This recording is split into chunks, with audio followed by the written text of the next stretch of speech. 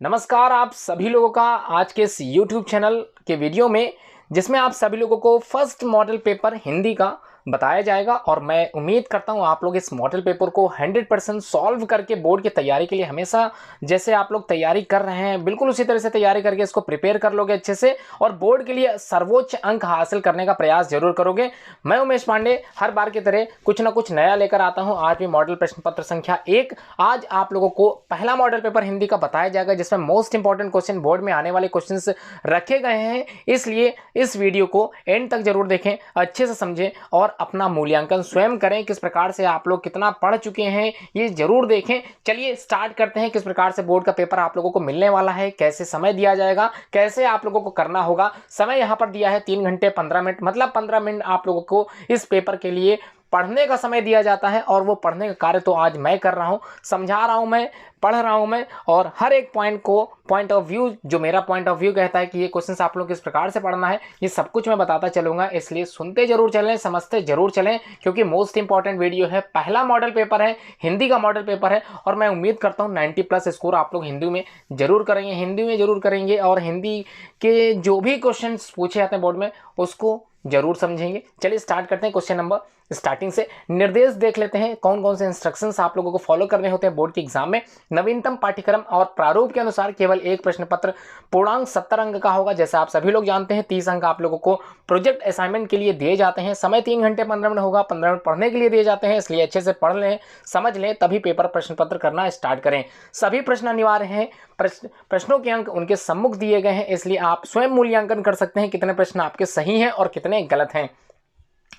चलिए पहला प्रश्न का स्टार्ट कर लेते हैं। निम्नलिखित कथनों में से कोई एक कथन सही है, उसे ही पहचान कर लिखना है आप लोगों को। 4 ऑप्शन में से कोई एक ऑप्शन ही सत्य होगा। ध्यान से पढ़िएगा, ध्यान से समझिएगा, गलत उत्तर मत लगा के आइएगा। सबसे सर्वाधिक स्ट्रोक आप लोगों को इसी पहले क्वेश्चन में ही सर्वाधिक अंक मिलते हैं, इसलिए अच्छे से समझिएगा। पहला क्वेश्चन, डॉक्टर राजेंद्र प्रसाद जो कि आप लोगों के गद्यांश में रखे हुए हैं, एक कवि के रूप में पद्यांश, ये एक कवि के रूप में प्रसिद्ध हैं। क्या ये कथन सत्य है? अगर आपको सत्य लग रहा तो बता दूं, डॉक्टर राजेंद्र प्रसाद की एक रचना आपके कोर्स में गद्यांश में रखी हुई है, लेखक हैं उसमें ये, तो क्या कवि के रूप में प्रसिद्ध हो सकते हैं ये? नेक्स्ट क्वेश्चन, क्या लिखूं कि लेखक क्या रामधारी सिंह दिनकर हो सकते हैं? ध्यान दीजिएगा, मोस्ट इंपॉर्टेंट। आप लोग अगर अपनी तैयारी कर रहे हैं, हिंदी मीडियम के छात्र जितने भी हैं, इंग्लिश मीडियम छात्र जितने भी हैं, हिंदी विषय की तैयारी करते समय सारे चैप्टर्स के लेखक के नाम जरूर पढ़ें। दूसरा प्रश्न आप लोगों के कोर्स से ही रिलेटेड है, क्या लिखूं के रचनाकार आप लोगों को याद होना चाहिए, क्योंकि तीसरा पाठ आप लोगों का यही है, क्या लिखूं। तो आपको याद आ रहा होगा क्या लिखूं के रचनाकार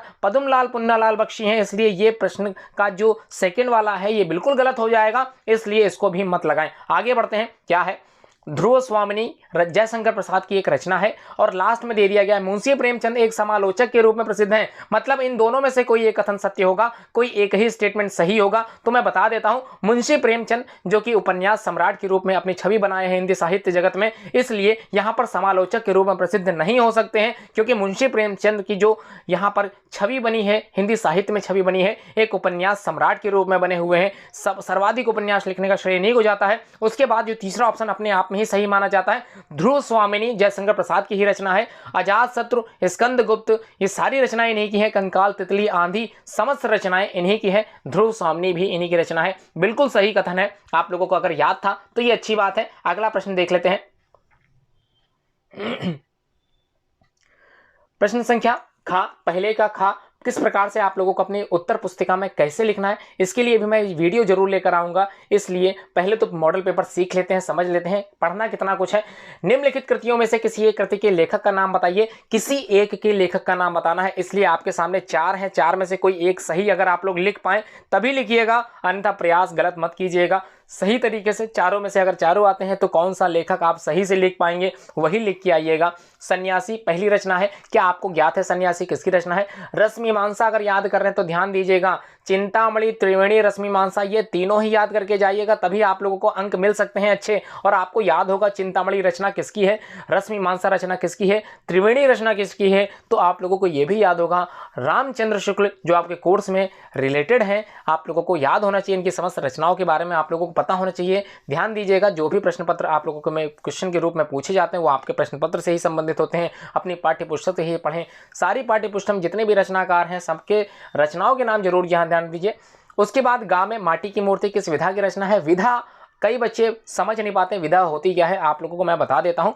हिंदी साहित्य में, हिंदी गद्यांश में जो मुख्य विधाएं हैं, जैसे लेख, जैसे आप लोग समझ सकते हैं, निबंध समझ सकते हैं, कहानी समझ सकते हैं, एकांकी समझ सकते हैं, नाटक समझ सकते हैं, जीवनी हो सकता है, आत्मकथा हो सकता है, संस्मरण हो सकता है, रिपोर्टाज हो सकता है। ये समस्त विधाएं हिंदी साहित्य जगत में अपनी छवि बनाए हुए हैं और प्रत्येक विधा के लिए कोई ना कोई रचनाकार प्रसिद्ध माना गया है। जैसे बात करें रामचंद्र शुक्ल की, तो रामचंद्र शुक्ल अपने आप में एक निबंधकार के रूप में प्रसिद्ध हैं। उसी तरह से बात करूं अगर राजेंद्र प्रसाद की, तो अपने आप में निबंधकार के रूप में प्रसिद्ध हैं।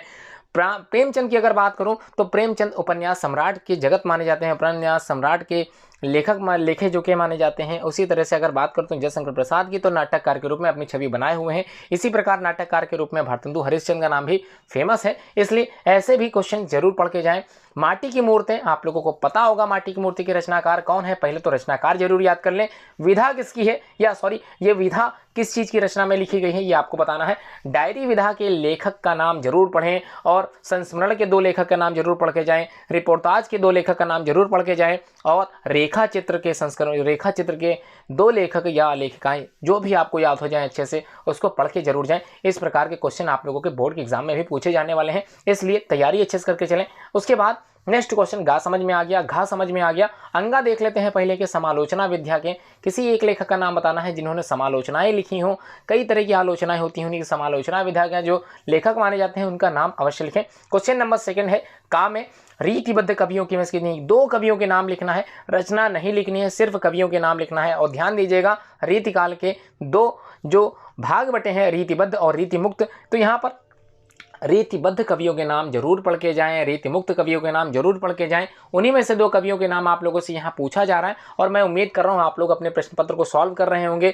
सॉल्व करते समय इसका आंसर जरूर याद करें, जरूर दें। ये एक प्रैक्टिस पेपर है, आप लोग इसको ऐसे कॉपी पेस्ट करके समझ के अच्छे से रिविजन करके अच्छे से पढ़ के भी पेपर सॉल्व कर सकते हैं। आप लोगों को टेंशन लेने की आवश्यकता नहीं है। ये मॉडल पेपर आप लोगों को इसीलिए दिया जा रहा है जिससे आप लोग अच्छे से प्रिपेयर हो सको।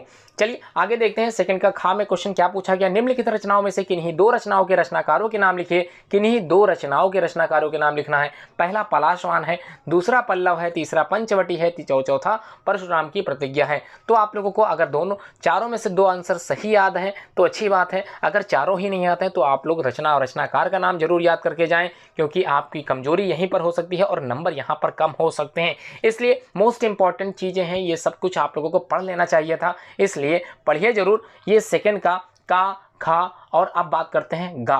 तो नई कविता का संचालन किए जो कवि थे, मुख्य कवि जो माने जाते हैं, उनका नाम जरूर लिखें। नई कविता के किसी एक कवि का नाम पूछा गया है तो सोचिए नई कविता का संचालन किसने किया था, क्या अज्ञेय द्वारा ये नई कविता का संचालन हुआ था, तो अच्छी बात है आपको याद है। और नई कविता, प्रयोगवादी कविताएं, ये सब कुछ आप लोग पढ़ के जरूर जाइएगा। कई बच्चे कन्फ्यूज हो जाते हैं, सीख नहीं पाते हैं अच्छे से। समय का आप लोग महत्व जरूर समझें और आगे पढ़ते चलें। अगला प्रश्न, प्रश्न संख्या 3, जिसमें यहाँ पर एक गद्यांश के रूप में आप लोगों से प्रश्न पूछे जा रहे हैं। तो का है और एक खा भी होगा, तो दोनों में से किसी एक गद्यांश के नीचे दिए गए प्रश्नों के उत्तर आप लोगों को देने हैं और प्रत्येक प्रश्न के आप लोगों को 2 अंक निर्धारित हैं, मतलब 6 अंक का आप लोगों से यहाँ कुछ प्रश्न पूछे जाएंगे और इसी गद्यांश से संबंधित आप लोगों को उत्तर देना होगा।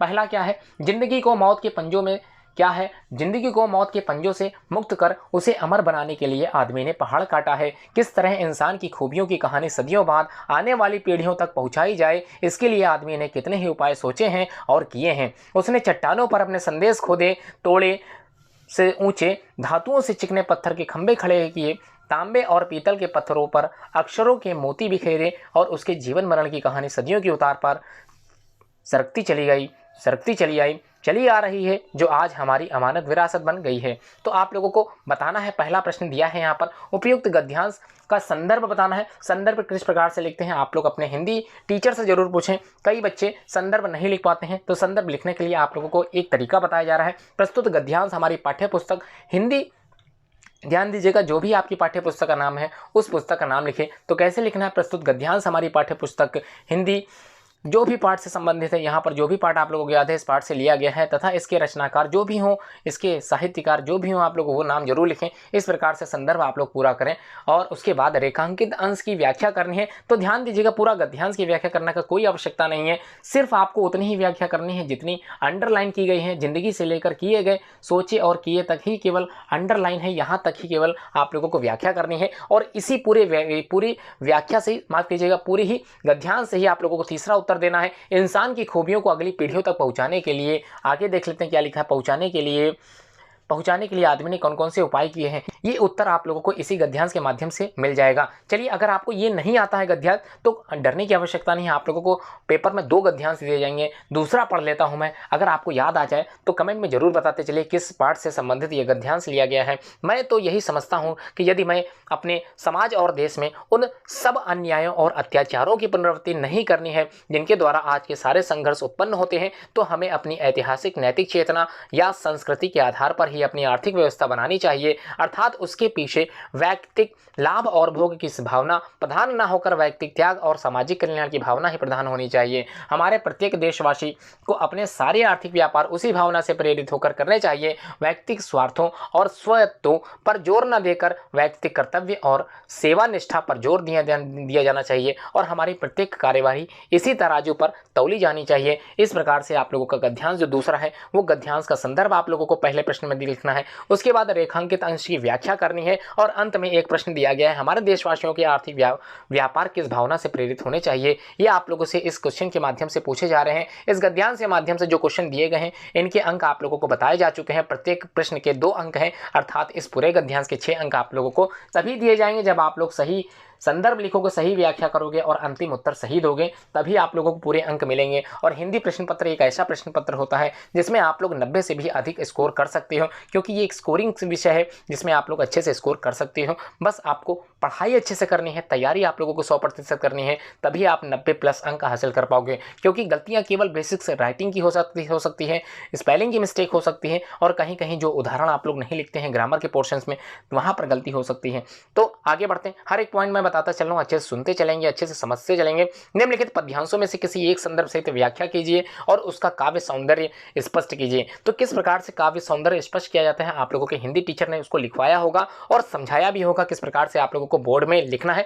फिर भी मैं अच्छे से समझाता चल रहा हूँ यहाँ पर आप लोग किस प्रकार से लिखना है। पहला का मोस्ट इंपॉर्टेंट है, इतना इंपॉर्टेंट है कि हर बार प्रैक्टिस ये हर एक पेपर में दिया जाता है, हर एक बोर्ड के सेट में ये क्वेश्चन पूछा जाता है, इसलिए ध्यानपूर्वक इस पद्यांश को जरूर पढ़ें। तो क्या है, चरण कमल बंदव हरि राई, जाकी कृपा पंग गिर लंघे, अंधे कौ सब कुछ दर्शाई, बहिरो सुने गूंग, पुनि बोले रंक चले सिर छत्र धराई, सूरदास स्वामी करुणामय, बार बार बंदो तिहि पाई। इस प्रकार आप लोग समझ गए होंगे कि इसका अगर संदर्भ लिखने के लिए आप लोग प्रयास करोगे तो यहाँ पर सूरदास आ गया है, तो सूरदास से ही चैप्टर से ही लिया गया है। चैप्टर का नाम आप लोग पढ़ के जरूर जाएं, इसलिए ध्यान दीजिए। कभी कभी कोडिंग आप लोगों को कभी कभी उत्तर क्वेश्चन में ही मिल जाता है, इसलिए प्रश्न को समझते समय उसका उत्तर जो भी लिखें सही लिखें। गलत संदर्भ लिखने पर आप लोगों को अंक नहीं दिए जाएंगे, इसलिए ध्यान दीजिएगा। यहाँ पर पहला पद्यांश या फिर दूसरा, दोनों में से कोई एक करना है। अगर पहला नहीं याद है तो दूसरा सिखा देता हूँ, मैं समझा देता हूँ। मेवाड़ केसरी देख रहा, केवल रण का न तमाशा था, वह दौड़ दौड़ करता था रण, वह मान रक्त का प्यासा था, चढ़कर चेतक पर घूम घूम करता सेना रखवाली था, ले महामृत्यु को साथ साथ मानव प्रत्यक्ष कपाली था। इस प्रकार आप लोगों का दूसरा जो पद्यांश यहाँ दिया गया है उसका भी आप लोगों को संदर्भ सहित व्याख्या करनी है और काव्य सौंदर्य स्पष्ट करना है। दोनों में से कोई एक करना है, इसलिए सिर्फ एक करें जो अच्छे से आप लोगों को तैयार हो। उसके बाद प्रश्न संख्या 5 जो आप लोगों से 3 अंक का पूछा जाएगा। यहाँ पर जो अंक लिखा है उसको थोड़ा सा मैं समझा देता हूं। 2+1 अर्थात आप लोगों को 2 नंबर जीवनी के मिलेंगे और 1 नंबर उनकी रचनाओं से संबंधित, अगर आप लोगों ने सही रचनाएं लिखी हैं उससे संबंधित नंबर दिए जाएंगे। तो 3 अंक तभी मिलेगा जब आप लोगों ने जीवनी सही लिखी होगी और 1 नंबर जब आपने उनकी रचनाएं सही लिखी होंगी तभी दिया जाएगा। इसलिए अगर कोई गद्यांश, अगर कोई जीवनी आपको याद नहीं है, अगर सिर्फ आप लोगों को उनकी रचनाएं याद हैं, तो 1 नंबर भी आप लोगों को तब दे दिया जाएगा जब उनकी रचनाएं आप लोगों ने सही ढंग से हेडिंग डाल के लिख दी होंगी। इसलिए जीवनी क्या पढ़नी है मैं बता चुका हूं, हर बार की तरह मैं बता रहा हूं। शुरुआत की जो 3 जीवनियां आप लोगों को याद करनी है, जयशंकर प्रसाद आप लोगों को याद करना है, रामचंद्र शुक्ल याद करने हैं और तीसरे राजेंद्र प्रसाद जरूर पढ़ के जाएं। गद्यांश में तीनों जीवनियां आप लोगों को कंठस्थ होनी चाहिए, इसलिए ध्यान दीजिएगा। तीनों जीवनियां आप लोगों को पढ़ के जाना है। बोर्ड की परीक्षा के लिए अगर तैयारी कर रहे हैं तो ये 3 जीवनियां अभी से तैयार कर लें, इसलिए ध्यान दीजिएगा 3 जीवनियां जरूर पढ़ें। उसके बाद कवि का परिचय आप लोगों से पूछा जाएगा, 3 में से किन्हीं एक का परिचय करना है। तो कौन कौन से 3 आप लोगों को काव्य से संबंधित रचनाएं याद करनी है तो बता देता हूं। कौन कौन से जीवनियां जो काव्य से संबंधित है ये जरूर पढ़ना है। सूरदास जरूर पढ़ के जाएं, तुलसीदास जरूर पढ़ के जाएं और साथ में बिहारी लाल जरूर पढ़ के जाएं। ये तीनों ही हर बार हर प्रत्येक सेट में ये पूछे जाते हैं और मैं उम्मीद करता हूं अगर आप लोग तैयारी अच्छे से कर रहे हो तो 90+ स्कोर करने से आपको कोई भी नहीं रोक सकता, कोई भी टीचर नहीं रोक सकता। जो भी मूल्यांकन कर रहा होगा आप लोगों को पूरे अंक देगा, मैं ऐसा उम्मीद करके चल रहा हूँ, क्योंकि अगर आप लोगों ने तैयारी 100% की है तो 10% मैं मान लेता हूँ कि नंबर कहीं कहीं चले जाएंगे। चलिए आगे देख लेते हैं कौन सा प्रश्न रखा गया है प्रश्न संख्या 6 में। तो जिस प्रकार यहाँ पर पेपर दिखाया जा रहा है ये मॉडल पेपर है, और ऐसे मॉडल पेपर अगर आप लोग सॉल्व करेंगे तो मैं उम्मीद के साथ कह सकता हूँ इनमें से कई क्वेश्चन फंसने की संभावना 100% है। तो मैंने बताया प्रश्न संख्या 6 जो आप लोगों को एक गद्यांश के रूप में दिखाई देगा। संस्कृत का गद्यांश मतलब आप लोगों को गद्यांश पढ़ने हैं संस्कृत से भी संबंधित। तो यहाँ पर जो चैप्टर है अस्माकं संस्कृति सदा गतिशीला वर्तते मानव जीवनम संस्कृतम एषा यथा समयम नवाम नवाम विचारधारां स्वीकरोति नवाम शक्ति च प्राप्नोति अत्र दुराग्रह नास्ति यत् युक्तियुक्तं कल्याणकारी च तदर्थसहर्षे गृहीतं भवति एतस्या गतिशीलताया रहस्यमान जीवनस्य शाश्वतमूल्येषु निहितं तद तथा य सत्यस्य प्रतिष्ठा सर्वभूतेषु संभावः विचारेषु औदार्यम आचार्य दृढ़ता चेति। इस प्रकार आप लोगों का ये गद्यांश है, इसकी हिंदी अनुवाद को समझने के लिए आप लोग यूबीएंस क्लासेस के चैनल पर एक्टिव रहें और प्लेलिस्ट में जाकर संस्कृत वाली प्लेलिस्ट को जरूर देखें। इसमें सारे गद्यांश का समय जो है बताया गया है, इसलिए अच्छे संजम। अगर आपको इसका गद्यांश का हिंदी अनुवाद नहीं आता, संदर्भ नहीं आता, तो आप लोगों को एक पद्यांश भी दिया जाएगा, उस पद्यांश की हिंदी अनुवाद के साथ आप लोगों को संदर्भ लिखना होगा। इसी प्रकार से अगर आपको गद्यांश नहीं आता है तो पद्यांश जरूर पढ़ें। और मैंने बताया है आप लोगों को 3 चैप्टर पढ़ के जाने हैं, कौन कौन से पढ़ के जाने हैं गद्यांश के रूप में बता चुका हूँ, फिर से एक बार बता देता हूँ। वाराणसी चैप्टर पूरा पढ़ के जाएं, उसके बाद प्रबुद्धो ग्रामीण चैप्टर पूरा पढ़ के जाएं, और तीसरा भारतीय संस्कृति उसको जरूर पढ़ के जाएं। ये तीनों ही अपने आप में महत्वपूर्ण है, इसलिए ध्यान दीजिएगा। भारतीय संस्कृति इस पाठ से ये गद्यांश लिया गया है, ये आगे आपके प्रश्न पत्र में अगर नहीं याद है अगला बता देता हूँ। माता गुरुतरा भूमे खात पितोचरा स्थिता मनः शीघ्रतनम वाताद चिंता बहुरित्रणात्। ये बहुतरित्रणात् ये जो है आप लोगों को याद आ रहा होगा किस चैप्टर से है। अगर याद आ रहा है तो अच्छी बात है, अगर नहीं याद आ रहा है तो गद्यांश पढ़ के जरूर जाए। मोस्ट इंपॉर्टेंट गद्यांश मैंने बता दिए हैं, इसी प्रकार से आप लोगों को लिखना है। यहाँ पर जो अंक आप लोगों को इस गद्यांश के मिलेंगे वो 4 अंक मिलेंगे, और इसका जो आप लोगों को 4 मिलेंगे किस प्रकार से मिलेंगे, 1+3 के अनुपात में मिलेंगे, अर्थात यहाँ 1 नंबर संदर्भ के हैं और 3 नंबर हिंदी अनुवाद के हैं। अगर हिंदी अनुवाद नहीं आता है, संदर्भ आपको आता है तो संदर्भ लिख के आए। पेपर में प्रश्न जो भी हो उसको पूरा लिखें, प्रयास करें, कोई भी प्रश्न आप लोग बिल्कुल मत छोड़ें। अगर नहीं आता है उस केस में आप लोग संदर्भ लिख के ही छोड़ सकते हैं, संदर्भ जरूर लिखें, कम से कम 1 नंबर ही हासिल करें, इसलिए जरूर करें। जो भी मैं बताता चल रहा हूँ उसको सुनते चलें, समझते चलें। उसके बाद प्रश्न संख्या 7 का अपनी पाठ्य पुस्तक से कंठस्थ किया हुआ कोई एक श्लोक जो इस प्रश्न पत्र में ना आया हो, अर्थात यहाँ पर इस प्रश्न पत्र में कौन सा श्लोक आ गया है बता देता हूँ। माता गुरुतरा भूमे, ये इस प्रश्न पत्र में श्लोक आ चुका है, इस श्लोक को मत लिखें, दूसरा कोई भी श्लोक लिख सकते हैं। और इस श्लोक की वीडियो मैंने बनाई है यूबीएंस क्लासेस के इस चैनल पे, आप लोग जाके प्लेलिस्ट में देख सकते हैं। मैं बता देता हूँ कौन कौन से श्लोक हैं, याद दिला देता हूँ तो आप लोगों को याद आ रहा होगा। बंधनम मरणम वापि जयो वापि पराजय उभेत समो वीरा वीर भाव ही वीरता, एक श्लोक ये भी था। उसके बाद एक श्लोक मैंने पढ़ाया था, सर्वे भवन्तु सुखिनः सर्वे सन्तु निरामया सर्वे भद्राणि पश्यन्तु मा कश्चित् दुःख भाग भवेत्। और एक और श्लोक था पहला पाठ से, क्या था, मरणम मंगलम यत्र विभूतिश्च विभूषणम कौपीनम यत्र कौशयम शाकासी केन्मीते। और एक और श्लोक था प्रबुद्धो ग्रामीणः से, अपदो दूरगामी च साक्षरो न च पंडितः स्फुट वक्ता च यो जानाति सः पंडितः। इस प्रकार से ये सारे श्लोक आप लोग अच्छे से यूबीएंस क्लासेस की प्लेलिस्ट में जाकर जरूर समझ लें। मैंने समझाया है, मैंने अपने स्तर से समस्त जानकारी आप लोगों को दी है, और मैं उम्मीद करता हूँ आप लोग यूबीएंस क्लासेस के इस चैनल पे अगर एक्टिव हो तो पूरी वीडियो जरूर एंड तक देखोगे, और मैं उम्मीद कर रहा हूँ बोर्ड में आप लोग अंक सर्वाधिक हासिल करोगे और मेरा मान जरूर बढ़ाओगे, जो मैं प्रयास कर रहा हूँ, जिसलिए मैं इस चैनल को फ्री ऑफ कॉस्ट आप लोगों के सामने लेकर आया हूँ। मेरा जो उद्देश्य है वो सफलतम प्रयास आप लोगों का हाई स्कूल बोर्ड निकालना, ये मेरा उद्देश्य है। और मैं चाहता हूँ आप लोग 100% अंकों के साथ पास हों और आगे अपने भविष्य के लिए अच्छे से प्रिपरेशन जारी रखें।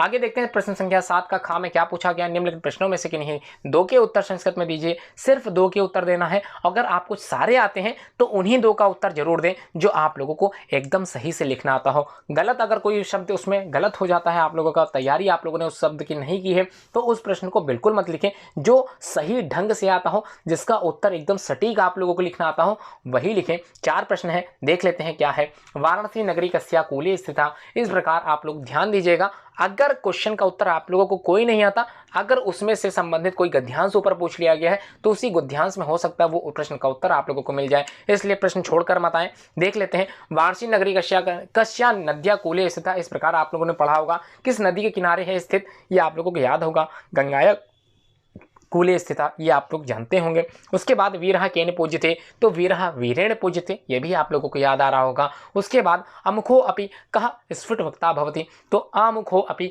कौन बिना मुख के स्पष्ट बोल लेता है, ये भी आप लोगों को याद आ रहा होगा। प्रहेलिका थी, एक पहेली थी जो प्रबुद्धा ग्रामीण वाले चैप्टर में आप लोगों ने पढ़ा था। अपदो दूरगामी च साक्षरो न च पंडितः अमुखो स्फुटवक्ता च यो जानाति स पंडितः, इस प्रकार आप लोगों ने सीखा होगा।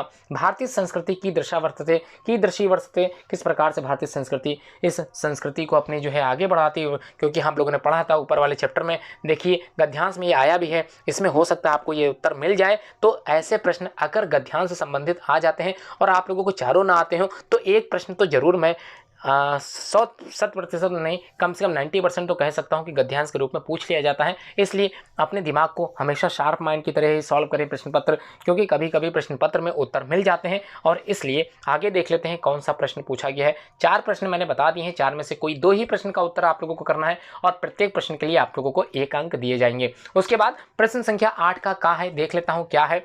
यहाँ पर लिखा है प्रयुक्त रस्म को पहचान कर लिखना है। इस प्रकार से आप लोग ध्यान दीजिएगा, अगर आपने एक ही रस पढ़ा है तो ध्यान दीजिएगा, सिर्फ एक रस पढ़ा है तो प्रश्न किस प्रकार से पूछा जा सकता है। शोक विकल सब रोवहि रानी, रूपशील बलु तेज बखाने, करहे विलाप अनेक प्रकारा, परहे भूमि तल 12 इस प्रकार आपके सामने एक उदाहरण दिया गया है और इसी उदाहरण में आप लोगों को प्रयुक्त रस का नाम बताना है और उसकी पहचान करनी है और उसकी परिभाषा भी लिखनी है। इस प्रकार आप लोगों को पहला प्रश्न इस प्रकार से मिलेगा और दूसरा प्रश्न हास्य रस की परिभाषा एवं उदाहरण सहित आप लोगों को अच्छे से समझा देना है, जिसमें आप लोगों को 2 अंक पूरे मिल जाएं। इसलिए ध्यान दीजिएगा, अगर आपने सिर्फ एक रस पढ़ा है तो इस प्रकार से भी प्रश्न पूछा जा सकता है। नेक्स्ट प्रश्न है उत्प्रेक्षा अथवा उपमा अलंकार की परिभाषा उदाहरण सहित लिखनी है। इसलिए ध्यान दीजिएगा, उत्प्रेक्षा अलंकार के जो वाचक शब्द हैं, वाचक चिन्ह हैं, उसको जरूर पढ़ के जाइएगा। और उपमा अलंकार के सम सो समान सा सी से, इस प्रकार आप लोगों को कुछ शब्द बताए गए थे, वाचक शब्द बताए गए थे। इस प्रकार से सब कुछ पढ़ के जाएंगे, जिसमें आप लोगों का प्रश्न जो भी आप लोग उत्तर लिखें वो गलत ना हो। चलिए आगे देखते हैं। प्रश्न संख्या 8 का गांव में जो पूछा जा रहा है, इस 8 के गांव में जो पूछा जाता है इस प्रकार से ही पूछा जाता है, बोर्ड की परीक्षा में भी इसी प्रकार से आता है।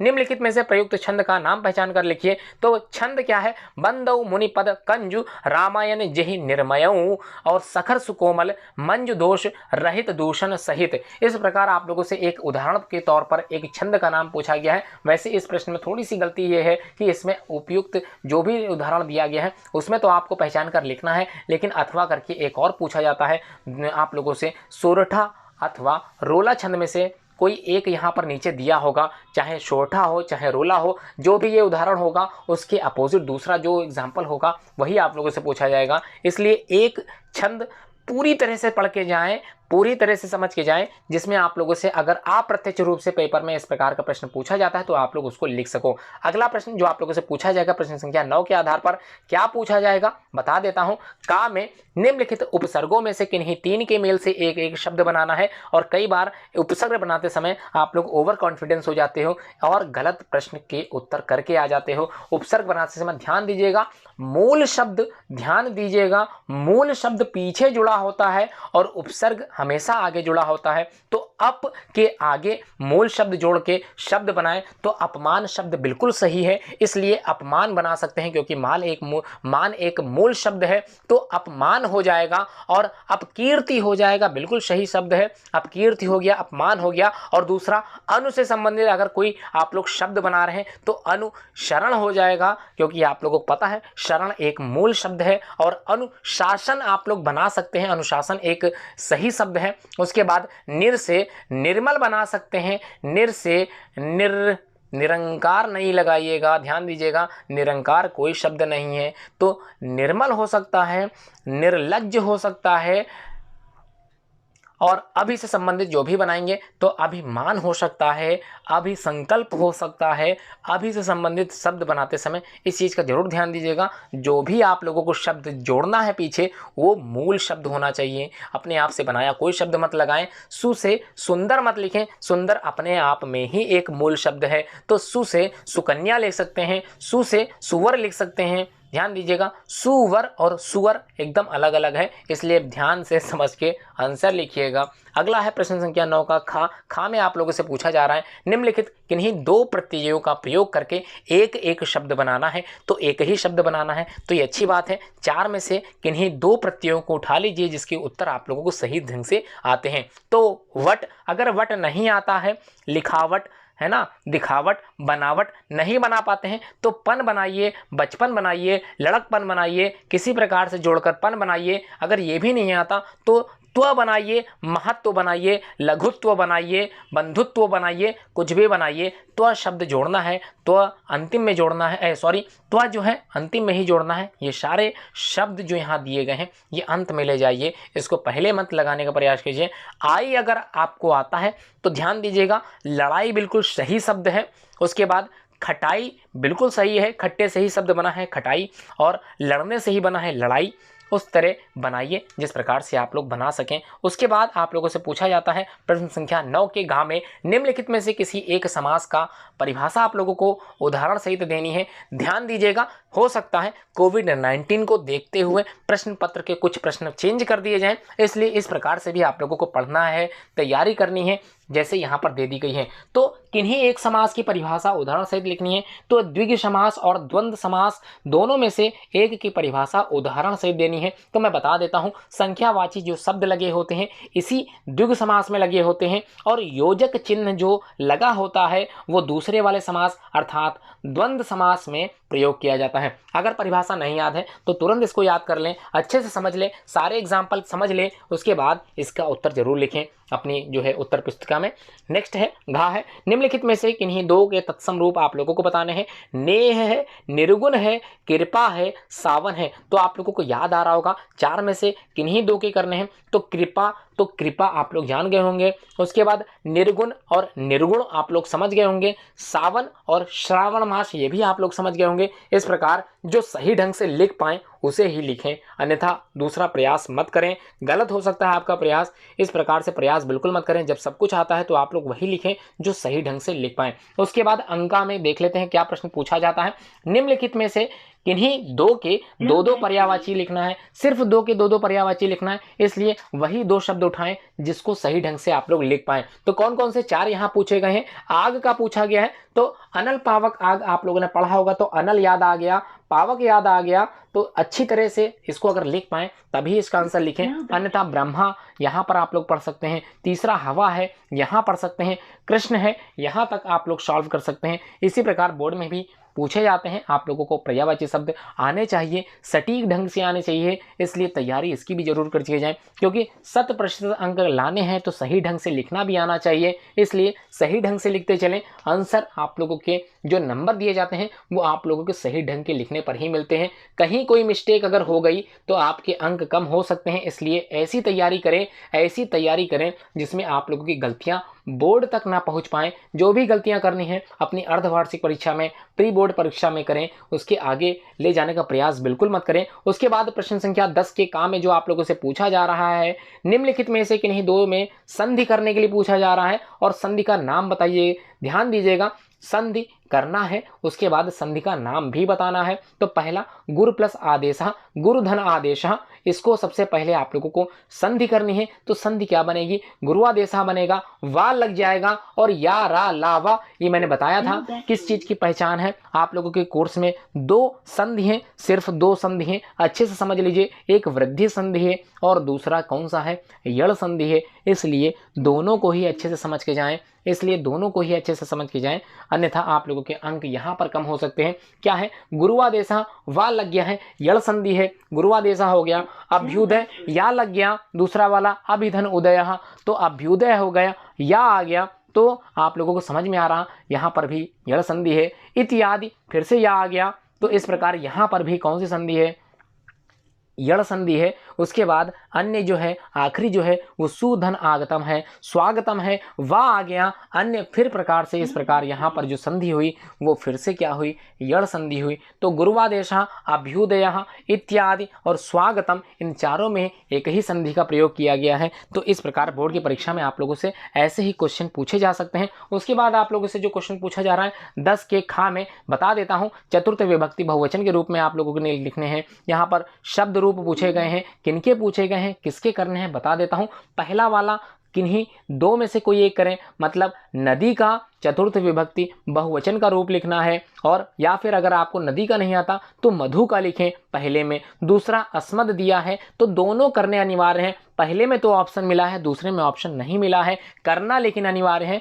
दो करने हैं, नदी अथवा मधु में से कोई एक करें, उसके बाद अस्मद भी करें, चतुर्थी विभक्ति निकालनी है और बहुवचन बताना है। इसलिए ध्यान दीजिए, गलती मत करें। गा में क्या करना है, धातु आप लोग अच्छे से पढ़ के जाएं। एक धातु भी अगर अच्छे से पढ़ लिया तो आपका उत्तर बिल्कुल सही हो जाएगा। तो कैसे पढ़ना है, पठ धातु के समस्त लकारों को जरूर पढ़ें। समस्त प्रकार के लकारों को अगर नहीं याद कर पा रहे हैं, सारे लकार नहीं याद हो रहे हैं, तो वर्तमान काल और भविष्य काल जरूर पढ़ें। इन्हीं में से प्रश्न पूछे जाते हैं। यहाँ पर जो रखा गया है फिलहाल दोनों में से कोई नहीं है। आप अठाताम यहाँ पर भूतकाल से पूछा गया है, इसलिए अच्छे से पढ़ के जाएं। एक लकार तो जरूर पढ़ के जाएं। निम्नलिखित में से किसी एक धातु लकार पुरुष तथा वचन लिखना है। मतलब आप लोगों को आधे आधे आधे आधे इस प्रकार 2 नंबर दिए जाएंगे। इस प्रकार आप लोगों को तभी 2 नंबर मिलेंगे जब आपका उत्तर एकदम सही होगा। उसके बाद 10वें का घा में आप लोगों से कुछ वाक्य दिए गए हैं जो कि संस्कृत में अनुवाद करना है आप लोगों को। व्यक्तिगत स्वार्थ से देश हित बड़ा होता है, चंद्रमा का उदय हो रहा है, विद्यार्थी को पढ़ना चाहिए, वाराणसी गंगा के पावन तट पर स्थित है। और आप लोगों से 2 के संस्कृत में अनुवाद पूछे जाते हैं और 2 ही बहुत ज़्यादा ईजी होते हैं। जो अंतिम 2 रखे गए हैं वो बिल्कुल ईजी हैं। इस प्रकार के प्रश्नों को जरूर पढ़ें, प्रैक्टिस जरूर करें। इस प्रकार 2 नंबर आप लोगों को देखने में तो कम लग रहे हैं, लेकिन ये 2 नंबर आप लोगों को मेरिट से बाहर भी कर सकते हैं और ये 2 नंबर आपको मेरिट में टॉपर भी बना सकते हैं। इसलिए हर एक नंबर, आधा नंबर, आधे का भी आधा नंबर बहुत कीमती है बोर्ड के एग्जाम में। इसलिए अच्छे से तैयारी करें बोर्ड के एग्जाम के लिए। प्रश्न संख्या 11, किसी एक विषय पर निबंध लिखने के लिए आता है और मैंने बताया था कुछ निबंध के बारे में आप लोग जरूर पढ़ के जाएं। तो यहाँ पर जीवन में परोपकार का महत्व, इसको जरूर समझ लें। स्वदेश प्रेम जरूर समझें, यात्रा का वर्णन, व्यावसायिक शिक्षा का महत्व। चारों में से इतनी छवि बना लें अपनी, इतना आप लोग अच्छे से तैयारी कर लें कि किसी प्रकार का भी कोई भी निबंध आ जाए तो आप लोग बना सको। ध्यान दीजिएगा, महत्वपूर्ण चीज ये है कि आप लोगों को हेडिंग जरूर लिखनी है, प्रस्तावना लिखाओ सबसे ऊपर, और अंत करते समय उपसंहार जरूर लिखें। इन दोनों को लिखना अत्यंत आवश्यक है। अगर आप लोगों ने प्रस्तावना और उपसंहार नहीं लिखा है तो आपका निबंध बिल्कुल अधूरा माना जाता है। इसके पूरे पूरे नंबर आप लोगों को काट लिए जाते हैं। इसलिए ध्यान जरूर दें, प्रस्तावना और उपसंहार के बीच में आप लोग अपने उस संबंधित निबंध की हेडिंग कुछ भी लिख सकते हैं, उससे संबंधित कुछ भी बात बता सकते हैं, लेकिन मोस्ट इंपॉर्टेंट है सबसे पहला प्रस्तावना और अंत में उपसंहार। उसके बाद अपने पठित खंड काव्य के आधार पर निम्नलिखित प्रश्नों में से किसी एक का प्रश्न दीजिए। आप लोगों को अपने पठित खंड काव्य पता होंगे, आप लोगों के स्कूल में कौन से खंड काव्य पढ़ाए गए हैं ये आप लोगों को ज्ञात होगा। अगर आप लोग किसी अन्य जिले से संबंधित हो तो आप लोगों को अपने जिले के आधार पर खंड काव्य प्रश्न जो बताए गए होंगे अपने विद्यालय से आप लोगों को जो है संपर्क करना है, इसको जरूर पूछ लें। अगर किसी को अपना खंड काव्य नहीं पता है तो मैं बता देता हूं, लखनऊ में यदि आप रहते हैं तो आपके कोर्स में क्या है, जय सुभाष खंड काव्य है। जय सुभाष खंड काव्य के आधार पर क्या करना है, प्रश्न देखना है। तो कहाँ मिलेगा ये प्रश्न, का नहीं है, खा नहीं है, गा नहीं है, घा भी नहीं है और अंगा है। तो इस अंगा में 2 प्रश्न आए हैं, तो दोनों में से किसी एक का उत्तर देना है, तभी आपको 3 अंक दिए जाएंगे। तो मैं बता देता हूं, अंगा में पहला है जय सुभाष खंड काव्य के आधार पर उसके नायक का चित्रांकन करना है, अर्थात चरित्र चित्रण करना है। तो नायक का चरित्र चित्रण जरूर पढ़ के जाएं। तो जय सुभाष नाम से ही लग रहा है सुभाष चंद्र बोस के बारे में पूछा जा रहा है, तो इसको अच्छे से पढ़ के जाएं। या फिर अगर आपको ये उत्तर नहीं आता है तो दूसरा उत्तर आपके स्क्रीन पर दिख रहा होगा, जय सुभाष खंड काव्य के षष्ठ जो छठा सर्ग है उसी की कथा का संक्षेप में आप लोगों को संक्षेपीकरण करना है, संक्षेप में लिख देना है। और मैं उम्मीद करता हूं आप लोगों को बोर्ड की परीक्षा से संबंधित ये मॉडल पेपर अच्छे से समझ में आ गया होगा। और मैं ऐसी उम्मीद भी करके चल रहा हूं कि ये पेपर के सेट जो आप लोगों को दिखाए जा रहे हैं उसको आप लोग सॉल्व जरूर करोगे और जल्द ही सॉल्व करके इसको भेजोगे भी 100% जो है सही तरीके से सॉल्व करके भेजें, जिसमें आप लोगों की तैयारी अच्छे से हो सके। हर एक चीज़ को आप लोग बारीकता के साथ मूल्यांकन जरूर करें। मूल्यांकित करके ही इस प्रश्न पत्र के जो उत्तर हैं उसको सॉल्व करके जल्द से मेरे व्हाट्सएप नंबर 9120025555 पर आप लोग भेज सकते हैं, जिसमें आप लोगों का मूल्यांकन मेरे द्वारा भी हो सके, जिसमें आप लोगों को अपने जो भी कमियां हैं, जो बेसिक कमियां जो आप लोगों तक पहुंचाई जाए मेरे द्वारा, वो मैं अच्छे से बता सकूं। इसलिए चलिए कॉपी उठाइए, कलम उठाइए और सॉल्व करना स्टार्ट कर दीजिए। अगर आप लोग चाहते हो इसकी पीडीएफ तो आप लोग कमेंट जरूर करें। व्हाट्सएप से आप लोग इस प्रकार का जो पेपर है, जो मेरा पीडीएफ पेपर है जो मेरे पास है, जिससे मैं ये वीडियो बनाया हूँ, वो आप लोग मांग सकते हैं, पा सकते हैं। अगर आपको लगता है वीडियो सुन के ही करना है, कुछ पॉइंट्स जो मैंने बेसिक्स बताए हैं, तो आप लोग वीडियो के आधार पर भी अपने प्रश्न पत्र को सॉल्व कर सकते हैं। धन्यवाद पूरी वीडियो देखने के लिए।